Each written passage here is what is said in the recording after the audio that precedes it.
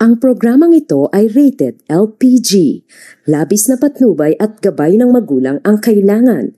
Maaaring makapaminsala pag napabayaan habang nagluluto ng sinigang, adobo, batchoy, okoy, ginataan.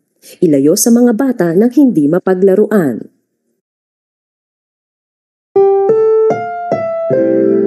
Ang susunod na programa ay rated G. Ito ay pwede sa lahat ng manonood. Ang susunod na programa ay rated G. Ito ay pwede sa lahat ng manonood. Ang susunod na programa ay rated G. Ito ay pwede sa lahat ng manonood. The following program is rated G. It is suitable for all audiences. Ang susunod na programa ay rated PG. Ito ay nangangailangan ng patnubay at gabay ng magulang para sa mga batang manonood. Ang susunod na programa ay rated PG. Ito ay nangangailangan ng patnubay at gabay ng magulang para sa mga batang manonood. Ang susunod na programa ay rated PG. Patnubay at gabay ng magulang ay kailangan sa mga batang manonood. This program is rated PG.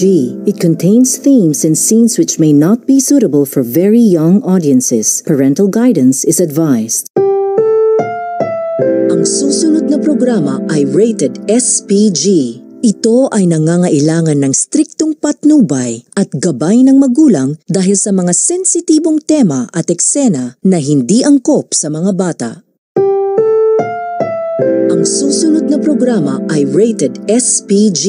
Ito ay nangangailangan ng striktong patnubay at gabay ng magulang dahil sa mga sensitibong tema at eksena na hindi angkop sa mga bata.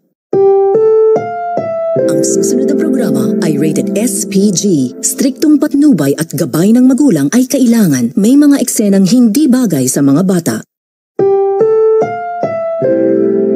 Ang programang ito ay rated SPG. Striktong patnubay at gabay ng magulang ang kailangan. Maaaring may masiselang tema, lengguwahe, karahasan, sexual, horror o droga na hindi angkop sa mga bata.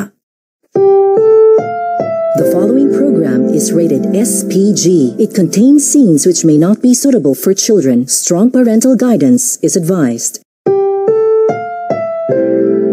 This program is rated SPG. It contains scenes with themes, language, violence, sex, horror, or drugs which may not be suitable for children. Strong parental guidance is advised.